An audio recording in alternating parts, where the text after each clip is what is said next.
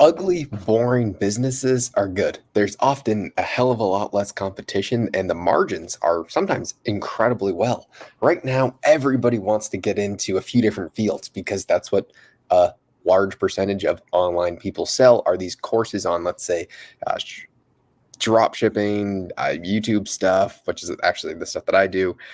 I don't even know what the hell other people. Real estate. There's a bunch of different courses, a bunch of different products that a lot of people are saying because it's kind of like a sexy business. There's a guy at this mastermind and he grows different things and sells them on like a super high margin. For example, he grows chocolate. And I was like, well, what are the margins like? He's like, they're not actually good at all. They're maybe 5 or 6%, which that alone is still not bad. But he said where you make the money is at the very end. After the 20 years when this cacao is completely grown, you sell the trees. And he said he'll make more money in a week or two selling those trees than he will the past 20 years from selling the chocolate. He said the margins on that are so ridiculously high, it's hard to even comprehend. I mean, he's going to be cashing out, 30, $40 million after this 20 year period. I mean, it is incredible. And he said that's just one example of something. He said so he has a ton of chocolate and a bunch of cacao trees in Belize. And then he's also selling these different types of, he's making this vanilla. And he said the margins of that are almost like 1100% for how much it costs to actually plant the seed, grow it, and then actually sell it and make something. So I don't even know what the hell he's doing. It's boring as shit. It is boring. You hire people, they do it, and you sell it. That is a boring business that is not sexy. That's making him a boatload of money. That is just one example. There's so many people that I know that make a ridiculous amount of money through the most unsexy jobs in the world. There are the people that, they have super cool jobs and it's great. But I want a super boring business that nobody wants to get into. One of the main problems that this guy, Ken McElroy, that I work for now, he's in the real estate business, is there's no great deals right now because there's so many people that are hunting for these deals that the prices have gone up so much, the interest rates have gone up. So the deals just don't make sense. There's a lot of opportunity, or there's not a whole lot of opportunity if you're looking at it from math. And they are unemotional about their investments and what they're trying to do. All they're doing, does the math make sense? And right now the math doesn't make sense because there's so many people doing what he's doing. A lot of those people are going to get washed out because they're leveraged up. They don't know what the hell they're doing. They haven't been in the game for 40 years like Kenny has. But there's so many different examples of this. And I'm unfortunately in a business that is super, super popular. I would say it's also good because there's not too many people super highly skilled in what I'm doing, but there's a ton of demand for products like mine. I mean, just this weekend alone, I've gotten probably 10, 15 job offers, people wanting me to kind of work on their business with them, but I can't do it. That's when there's an opportunity because there are people that are a lot smaller that I don't want to work with if I could start some sort of agency to work with those lower people. But there's two problems there. One, right now, the reason why everybody wants to work with me is because my reputation is so high, because I have a just about 100% hit rate. And it's very, very good because I'm the one that is focusing the attention on these people. And they're already much more developed. And I have a very small niche and I've been sticking to it. Whereas if I open it up, there are going to be people that don't succeed, especially the less time that I can actually focus per person. I might be able to make more money short term, but over the long run, I think that is actually probably a negative. I think I don't know.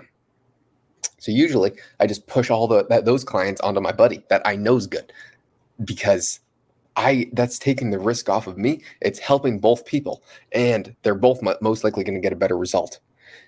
Unless I have a better solution in the future, that is what I do. I'm so tired, and the room was actually so cold. I don't know who the hell starts a meeting at like 5. It would start at 6 p.m. and it was going until 10 p.m. It was so cold down there. I'm so tired. I just ordered room service and they said it's about to be 35, 40 minutes. I wish I didn't even order it now because I'm so damn tired. Ah, man. I don't even want to eat. I'm hungry, but I'd rather go to bed and wake up tomorrow refreshed. So I'm still at the event. Now it is segmenting from the mastermind into a more broader kind of 2024 goals retreat where there's quite a few people here. Pretty interesting because usually I just wing it.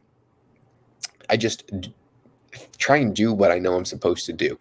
But having some sort of structure, and what I'm more excited about is some way to track progress and have those metrics, because that is really what's preventing me from scaling at large right now.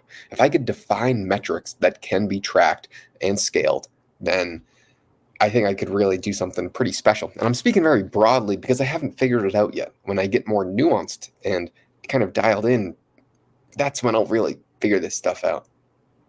But right now, I'm mentally dead. Oh, man. Busy is good. Busy is good, but it's stressful too. It's pretty, there's a buddy of mine, Travis, who's here, and he asked somebody that I was just kind of, when you're in a 3-person conversation, but 2 people are talking and 1 person's kind of sitting out. That was me. I was sitting or standing in the circle of them, not a part of the conversation. And he asked the guy, he said, you're talking about all the stress that you have. Do you thrive off that stress? And right when he said that, I was like, that is a great way to describe what's going on. The more stressed I am, the harder I actually want to work and the better results I have. Whereas when I don't have a lot on my plate, everything suffers. And you might think, Josh, that makes absolutely no sense. When you're stressed, you do better. I think because I'm forced to rise to the occasion. I'm going to use a silly example here, but it is an example nonetheless. I like to play pickleball a lot, a lot. And when I'm playing up against people who are not very good, who they don't have fantastic technique and all these other things, I play sloppy. I don't play as good as I possibly could. I don't make very hard shots. I usually miss them. It's not even just hitting it hard and messing them up. It is not hitting the shots that I know I'm supposed to be hitting. I'm kind of just taking it easy because, this should be an easy win. Or, these guys aren't that good. Whereas if I'm playing someone that is a lot better than me and you're playing that, you are actually forced to make shots that you otherwise wouldn't make or you wouldn't even try to make. And you rise to the occasion, or at least that's what I do. I rise to the occasion and I play better than I otherwise would ever. And that is how you actually get better. But my main problem is I kind of slack off when I'm playing people that are worse than me or a lot worse. And I don't make good shots. And I don't do the fundamentals that need to be done still to be better over time. Because where do you go down to when shit hits the fan? Probably your level of preparation. And if you practice like shit, then when shit is really hitting the fan, you are most likely not going to perform. So I'm really trying to focus my energy on always practicing the way that I would want to perform. And that's for all aspects of my life. I was talking about pickleball, but I was really meaning that in my business life and personal. Anyway, I could talk for freaking 30 minutes because I'm waiting for my food to come in, and maybe I do. I mean, there's so much stuff going on. It's insane. It's insane. And I was just doing it. It is doing it.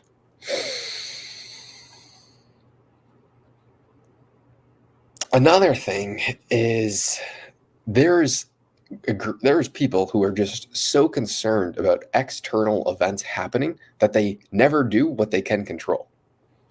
And I was doing this for a long time. You are concerned about variables that you can't control, like the economic stature or the political stature or what local politics are doing or global politics or Klaus Schwab planning to rule the world by 2030. Right? Things that you can't control. I was putting maybe 60% of my mental fortitude towards those things. But you can't control them. So what? I mean, it's good to know and be prepared, but are you living for something that could potentially happen in the future? Or should you just do the controllables? Okay, let's say a massive recession hits. Is it better if a massive recession hits if before that 12-month period, before it happens, you grow a business, let's say to $1 million? Or would it be better to do nothing and wait for that to happen and then be in the exact same position?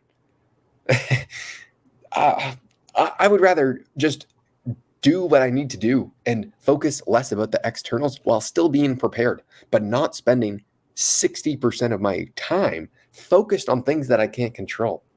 So I just do, or at least I'm trying to just do what I know I should be doing. That is what everything comes down to for me, really. If I can simplify pretty much everything to the core root, it would be do what you know you're supposed to do and don't do what you know you're not supposed to do. And I honestly think it's as easy as that. It is very, very simple, but it's still difficult. Anyway, my head hurts. It was freezing cold in that damn room, and I have a pretty thick little sweater on. I can't believe it's only Friday. And I think that's funny because a lot of people, they live for the weekend. Whereas I actually can't wait for this weekend to be over so I can get back to work on Monday, because this is going to be pretty intense retreat, and I'm not going to have as much time to work, which I'm actually very, very excited to do, which is great. And then something else, and I have all these random thoughts because I was just had a 4-hour presentation where I was oh wait, my food might be. I've got my food. It's gonna be a lot slower paced video than usual. But let's see. I was gonna get a chicken Caesar salad, but I settled for a cheeseburger and fries. So I'm going to take this down, and I'll see you guys tomorrow.